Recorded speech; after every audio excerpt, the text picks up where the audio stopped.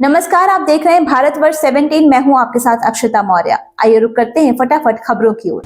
आम आदमी पार्टी के सांसद संजय सिंह ने आरोप लगाया है कि भाजपा उनके 7 विधायकों को 15-15 करोड़ रुपए में खरीदने की कोशिश कर रही है। इसके बाद वीरेंद्र सचदेवा ने कहा कि संजय सिंह हो या कोई और आप के नेताओं का मानसिक संतुलन बिगड़ गया है। उन्होंने जो घटिया आरोप लगाए हैं उसका जवाब देना होगा।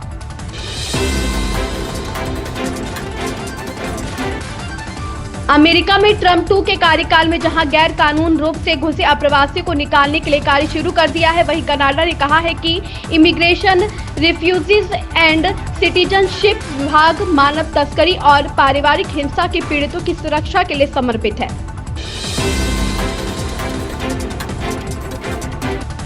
समाजवादी पार्टी के लखनऊ कार्यकाल के बाहर लगे पोस्टर पर यूपी के मंत्री दानिश आजाद अंसारी का कहना है, समाजवादी पार्टी अब केवल पोस्टर और बयानों तक ही सीमित रह गई है। समाजवादी पार्टी को उत्तर प्रदेश का भाईचारा, विकास और प्रगति कभी पसंद नहीं आई। आप दिल्ली की जनता से किए गए वादों को पूरा करने में पूरी तरह विफल रही है।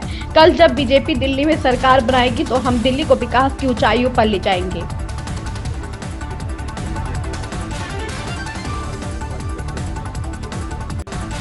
देखिए, समाजवादी पार्टी अब केवल पोस्टरबाजी तक और बयानबाजी तक सीमित हुई है। जनता के बीच में रह के जनता के विकास के लिए काम करना, ये हमारी उत्तर प्रदेश की योगी सरकार का एजेंडा है। उत्तर प्रदेश की योगी सरकार ने जिस तरीके से 2017 से लेकर अब तक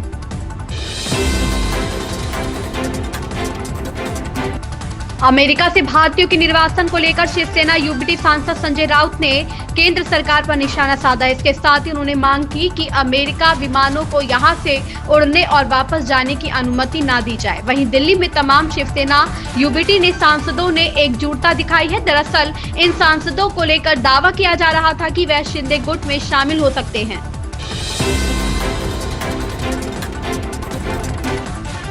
कर्नाटक के पूर्व मुख्यमंत्री और भाजपा नेता बीएस येदियुरप्पा को कर्नाटक हाईकोर्ट से बड़ा झटका लगा है। बता दें कि हाईकोर्ट ने एक नाबालिग से यौन उत्पीड़न के मामले में उनके खिलाफ दर्ज पॉक्सो केस को खारिज करने से मना कर दिया है और मामले को ट्रायल कोर्ट में वापस भेज दिया। लेकिन इसके साथ ही उन्हें आंशिक राहत देते हुए उच्च न्यायालय ने उन्हें अग्रिम जमानत दे दी है।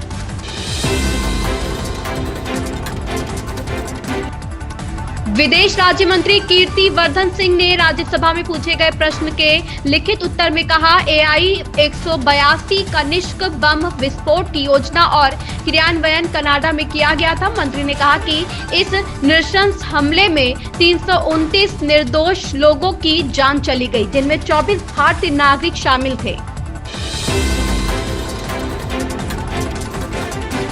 राज्य मंत्री शंभुराज देसाई का कहना है, अगर सांसद संजय राउत को चुनाव आयोग या चुनाव प्रक्रिया से कोई दिक्कत है तो उन्हें अदालत का दरवाजा खटखटाना चाहिए। अगर उनके पास किसी उच्च अधिकारी के बारे में कोई जानकारी है तो उन्हें इसकी जानकारी देनी चाहिए। बिना सबूत के एक संवैधानिक संस्था पर आरोप लगाना उनके जैसे कद के सांसद को अच्छा नहीं लगता। देखिए, संजय राउत एक मेंबर ऑफ पार्लियामेंट है।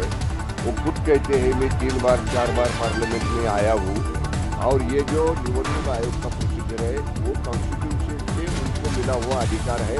और अगर इलेक्शन कमीशन के या इलेक्शन प्रोसीजर के बारे में संसद सदस्य संजय राउत को कोई ऑब्जेक्शन है तो उन्होंने कोर्ट में जाना चाहिए, या तो फिर इलेक्शन कमीशन के ऊपर जो भी अथॉरिटी है, हाईकोर्ट की अथॉरिटी है, सुप्रीम कोर्ट की अथॉरिटी है।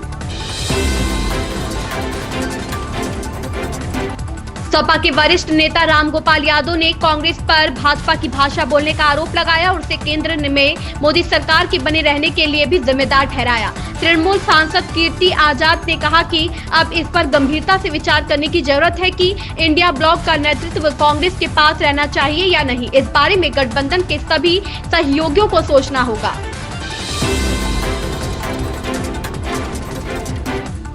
Liverpool school of tropical medicine से जुड़े शोधकर्ताओं की ओर से किए गए अध्ययन से पता चला है कि जीका वायरस मानव त्वचा में मेटाबॉलिक बदलाव लाता है। इस वजह से त्वचा शरीर की रक्षा करने के बजाय और अधिक मच्छरों को आकर्षित करने लगती है, यानी ये बदलाव मच्छरों को आकर्षित करने के लिए चुंबक की तरह काम करते हैं।